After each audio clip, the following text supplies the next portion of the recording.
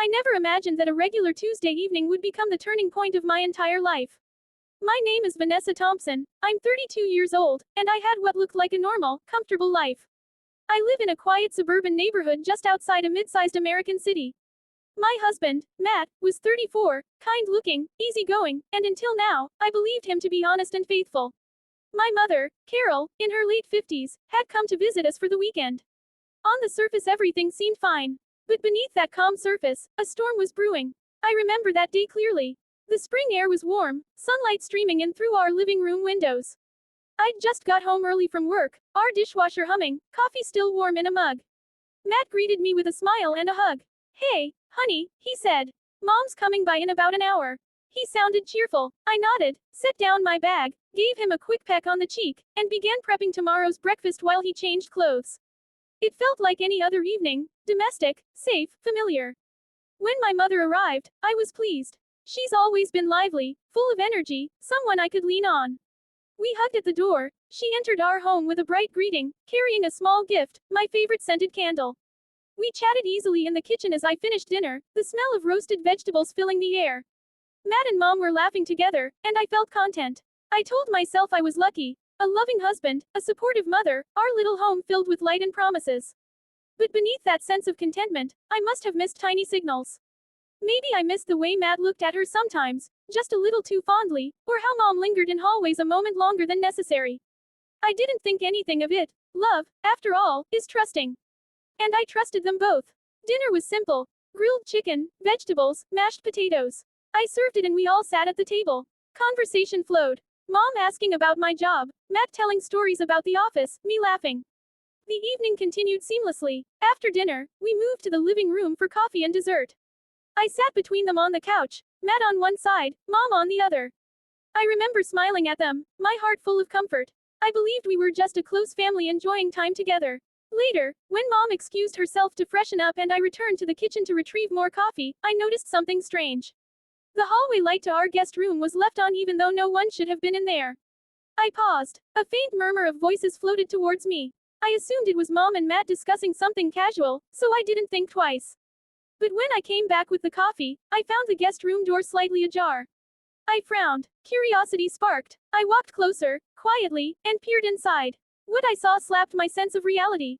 There was Matt, leaning against the wall, his hand on my mother's arm, and Mom leaning into him the way she never had done in my presence. He was smiling softly, so softly that the sight broke something inside me. In that moment the world became heavy. My knees shook. I dropped the coffee on the floor, thankfully it was cold, heard it clink. They turned. Mom's face drained of color. Matt's cheerful expression froze. I felt like someone hit pause on life. I didn't scream. I didn't run. I just stood there stupidly, unable to breathe for a second. Then I stumbled backwards, my heart thundering. They emerged from the room, awkward. I hurt so much I didn't know where to look. Mom avoided my eyes. Matt had the look of a man caught, but unsure what to do next. I asked, "What's going on?" And their eyes flickered to each other, then to me. Matt said something about, "It's not what it looked like," but I shut it out immediately because I knew exactly what it looked like. My mother shrank. My husband looked ashamed. From that second on my security collapsed. I replayed every moment of that evening, every nuance I had ignored. Why did they step into that guest room? Why did the voices hush? Why did they ascribe to intimacy? The house grew larger, lonelier. The living room echoing with absence. The kitchen devoid of warmth. I threw myself into the living room chair and cried. Tears that I thought were done with me came pouring back. I was furious, disappointed, humiliated. How could she, my mother, betray me? And how could he, my husband, destroy the foundation of our marriage? That night stretched long. I barely slept. I heard doors closing, footsteps in the kitchen, uncertain voices. I didn't respond. The next morning I made coffee for all of us, but none of us touched it properly. My mother had gone back to her room early, sleeping fitfully. Matt sat opposite me with his head bowed. I forced myself to speak. "We need to talk." The conversation was painful. My mother admitted she felt lonely since her divorce years ago, and Matt said he made a mistake, that it didn't mean anything. But to me it meant everything. To me it meant a betrayal I never foresaw. I sat there listening while everything I believed unraveled. My mother, who raised me, loved me, said she felt invisible in her own life and turned to him for comfort. My husband, who promised me forever, said he had been supporting her, cared for her, but crossed the line.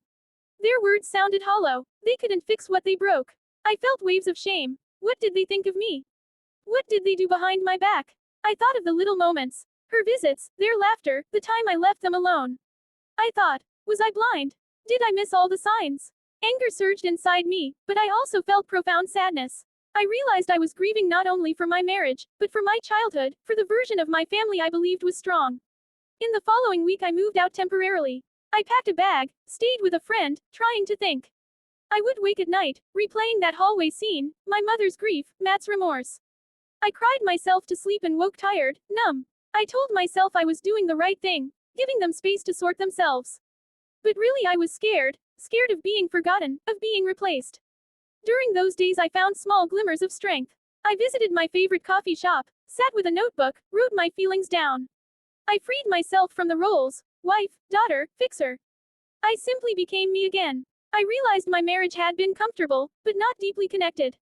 My mother and I had always been close, but I never questioned whether we were equals. I had let comfort lull me while cracks grew. And now those cracks were exposed. Eventually I called my husband and mother to meet at our home one afternoon. I sat facing them across our living room sofa, the same room we had left in a week ago. My voice trembled but was clear. I cannot continue like this.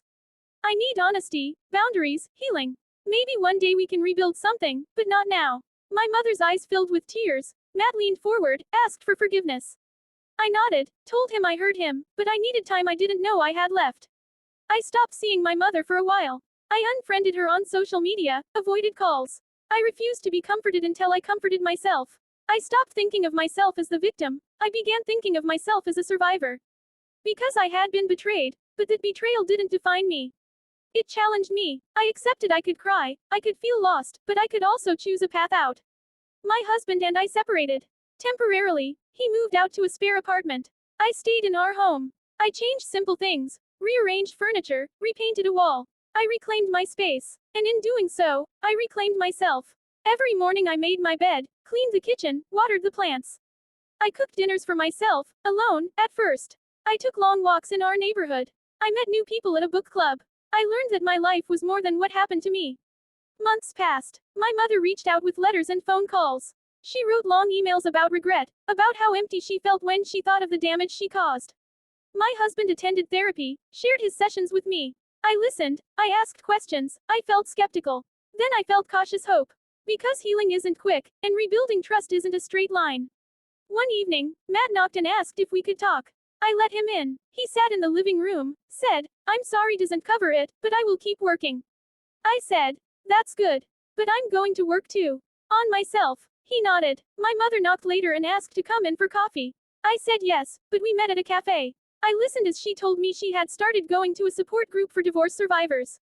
I told her I was glad she was seeking help. I told her I needed boundaries. Visits without staying overnight, conversation but not confidences of the kind we shared before. She accepted. Then I realized something important. I had given them years of grace, and now I owed myself at least that. I told myself I deserved someone who chose me, every day. I deserved respect. I deserved truth. And most of all I deserved peace. I didn't ask for revenge. I didn't want to get back at them. I wanted freedom from the weight of their choice. So I worked. I walked. I journaled. I painted. I volunteered. I changed jobs later in the year. I enrolled in an art class that always fascinated me. I made new friends who didn't know the history. They only knew Vanessa, who laughed loudly, cracked jokes, and after months of silence, dared to hope again. My relationship with my husband remained uncertain. We didn't simply go back to normal. We either moved forward into a new kind of relationship, or ended it. He respected my pace. I respected his efforts. But in my mind I kept the awareness. Trust is earned, not given. And time is not a healer unless you work while time passes. With my mother I found a cautious new version of daughter-mother connection. It wasn't the carefree closeness we once shared, because that version had no memory of betrayal. Instead it was slower, quieter, built on honesty rather than assumption. She admitted things I'd never heard. Her loneliness, her regret, her fear of being invisible. I accepted that she is still my mother but also a human with flaws, and I allowed myself to be still angry when needed but also open to compassion when I could. Today I sit on my front porch as spring returns. The yard is green, the breeze gentle. Birds sing. I sip herbal tea and look at our house, the same house where the betrayal happened, but I don't see prison, I see a stage for renewal. I see a chapter that closed and a new one that begins. I still feel pain sometimes, a memory flickers, a heartbeat stutters. But I also feel strength. I chose me again. In the end, I learned that life's greatest betrayals don't destroy us, they redirect us. They force us into clarity or collapse. I chose clarity. I chose to rebuild, not for them, but for myself. I chose to trust again, slowly, carefully. And I chose hope. If you're watching this and you've been betrayed by someone you loved, by someone you trusted, know this: your value doesn't shrink. Their choice doesn't measure your worth. You get to define your next step. You get to rebuild the trust you give, the respect you demand, and the peace you seek. Because your life is yours, make it one that honors you. Thank you for reading my story.